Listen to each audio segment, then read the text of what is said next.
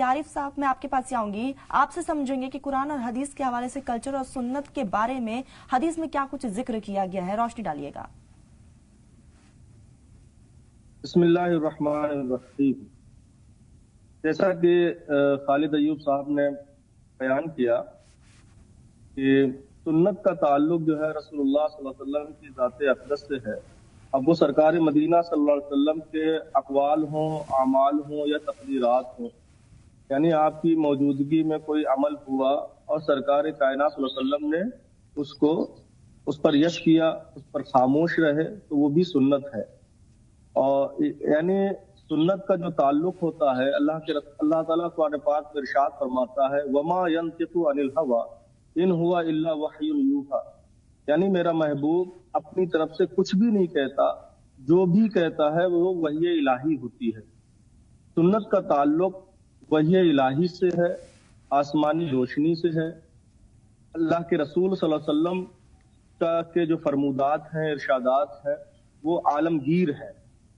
वो हर दौर हर जमाने में यकसा होते हैं और हर दौर के लिए सरकार मदीना सल्लल्लाहु अलैहि वसल्लम की जो सुन्नत है वो ऐसे ही है जैसे कि ऐसा लगता है कि रसूल कायनात सल्लल्लाहु अलैहि वसल्लम ने इस चीज का फरमान बिल्कुल अभी के हालात को देखते हुए ही फरमाया है। और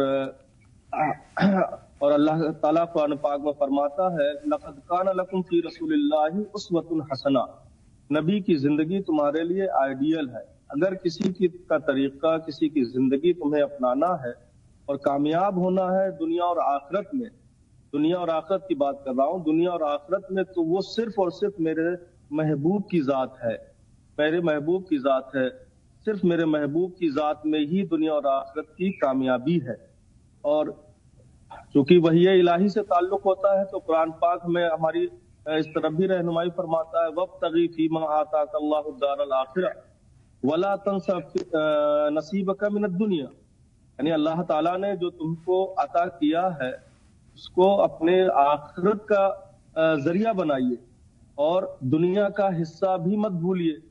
तो कुरान हदीस सुन्नत जो है वो हमें दुनिया और आखिरत से जोड़ने के लिए है और दुनिया और आखिरत की भलाइयों से हमकिनार करने के लिए है। और कल्चर का जो ताल्लुक है वो इलाकाई रसूमात और इलाकाई मामलात से है। या आप यूं समझिए कि कल्चर जो है वो एक बाग है जिसमें तरह तरह के फूल हैं और सुन्नत जो है उस बाग का एक माली है। कि जो सुन्नत है वो कल्चर के ताबे नहीं हो सकता है, लेकिन कल्चर जो है वो इलाकाई होता है और वो कल्चर सुन्नत के मुताबिक अगर हुआ तो वो इस्लामी रंग में रंग जाता है, इस्लामी रंग उसमें चढ़ जाता है और वो कल्चर जो है इस्लाम से ताल्लुक उसका हो जाता है। और इसकी मिसालें रसूल कायनात सल्लल्लाहु अलैहि वसल्लम की जिंदगी में ही बहुत सारी मिलती हैं कि इलाकाई बहुत सारे कल्चर थे और रसूमात थी जिनको रसूलुल्लाह सल्लल्लाहु अलैहि वसल्लम ने जिनको पसंद फरमाया उनको उसको जारी रखा और जिसको नापसंद फरमाया उसकी सख्त तरदीद फरमाई। तो आका अलैहिस्सलातु वस्सलाम की जो सुन्नत है वो आलमगीर है। और कल्चर का जो ताल्लुक है, जैसे मसलन सरकार मदीना सल्लल्लाहु अलैहि वसल्लम ने खुशी का ईद का दिन है तो हमें खुशी का इजहार करना है, सदका और खैरात करना है वगैरह वगैरह। तो अब ईद के मौके पर हमारे बर्रे सगीर में जो है वो सिवैयां बनती है, तो ये खुशी का इजहार है। और अरब में वही खजूर और दीगर मशरूबात के जरिए खुशियों का इजहार होता है। मिस्र मुकद्दसा में दूसरे तरीके से इजहार होता है। तो ये जो इजहार है, इजहार का जो तरीका है, तो ये कल्चर का एक हिस्सा है, लेकिन जो असल उसमें रूह है वो ये है खुशी का इजहार। अब खुशी असल है, खुशी का इजहार। अब खुशी में इजहार के तरीके अलग हो सकते हैं, जो तरीके अलग अलग हैं और कुरान और सुन्नत से मुतसादिम ना हो, वो कल्चर है। और जो असल रूह है, असल जो हुक्म है वो सुन्नत है।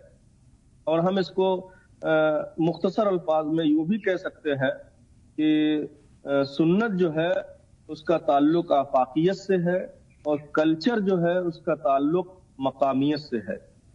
بالکل صحیح درست کیا آپ نے عارف صاحب. کا ہمارے گھروں میں 3 بھائیوں کی شادیاں نہیں ہو پا رہی اور گھر میں بڑی پریشانیاں ہیں، تو اس میں کیا کیا جائے؟ ٹھیک ہے عارف صاحب، میں آپ کے پاس ہی آؤں گی، جواب دیجیے گا. سب سے پہلے تو وجوہات پر غور کریں کہ کیوں نہیں ہو پا رہی ہیں، اور اس کے لیے رجوع کریں اللہ کی طرف، نماز کی پابندی کریں اور معاشرے میں ایک اچھا پیغام جائے. اور ایک اس کے لیے ایک عمل اگر کر سکتے ہو تو میں بتانا چاہوں گا کہ 5 وقت کی نمازوں کا بہت ہی خاص طور پابندی کے ساتھ جو ہے نمازیں ادا کریں، قرآن کی تلاوت کریں، اور عشاء کے بعد جو ہے وہ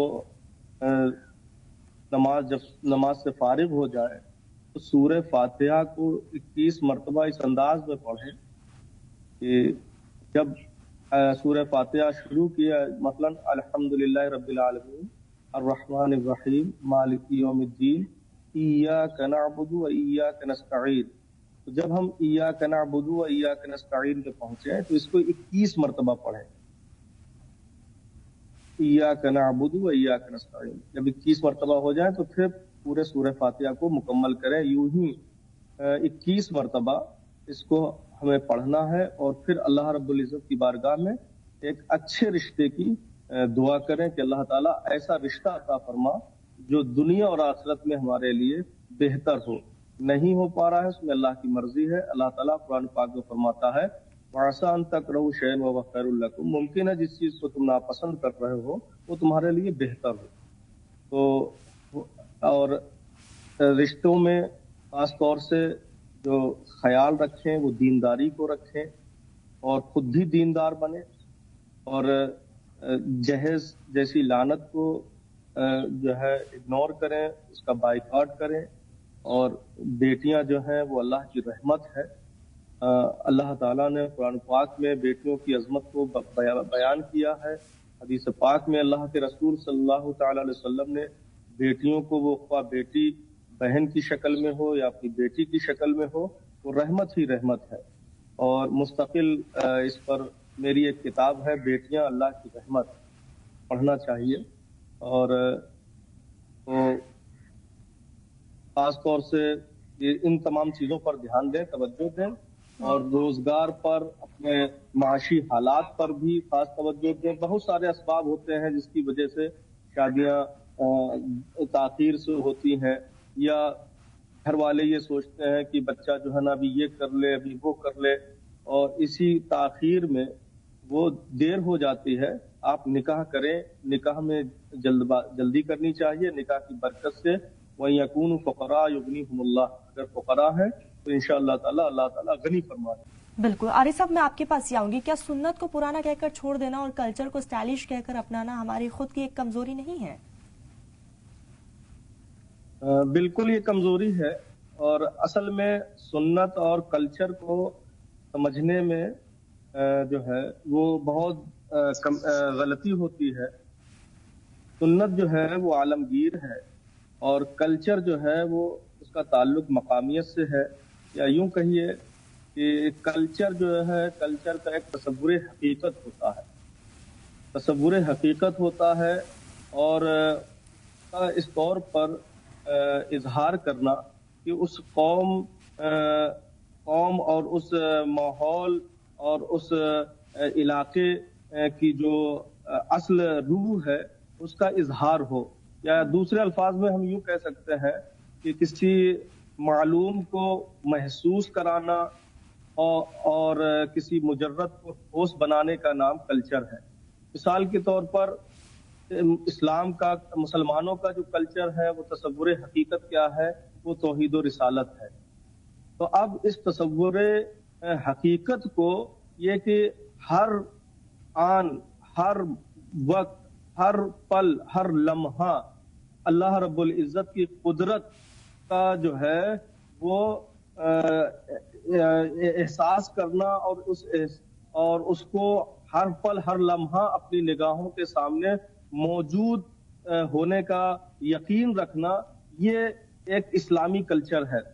تو ہم جب بھی کوئی عمل کریں، جو کچھ بھی کر رہے ہیں، اس میں ہمیں یہ دیکھنا ہوگا کہ ہمارا جو تصور حقیقت ہے وہ توحید ہے، ہم نے اپنے رب کو مانا ہے۔ ہمارا کوئی بھی عمل ہے وہ اپنے رب کی نافرمانی کر کے تو ہم وہ کام نہیں کر رہے ہیں۔ ہر کام میں ہمارے رب کی رضا ہونی چاہیے، ہر کام میں اللہ اور اس کے رسول کی خوشنودی کی نیت ہونی چاہیے۔ انما الاعمال بالنیات، عمل کا دار و مدار نیتوں پر ہے۔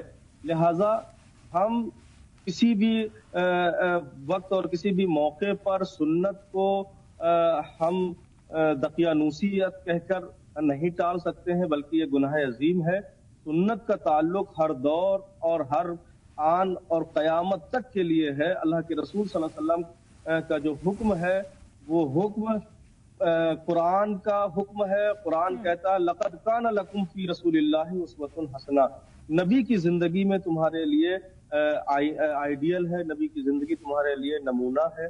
لہذا رسول اللہ صلی اللہ علیہ وسلم کی سنتوں کو چھوڑ کر ہم کسی ایسے کلچر کو اپنائیں جس کلچر کا تصور حقیقت ہی جو ہے وہ باطل نظریات پر مبنی ہو، یہ درست نہیں ہے۔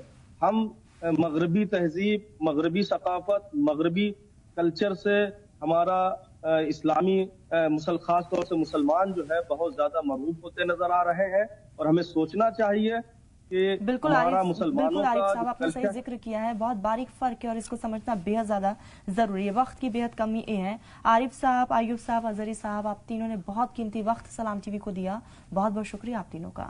فی الحال راہ نجات میں بس اتنا ہی، آپ دیکھتے رہیے سلام ٹی وی۔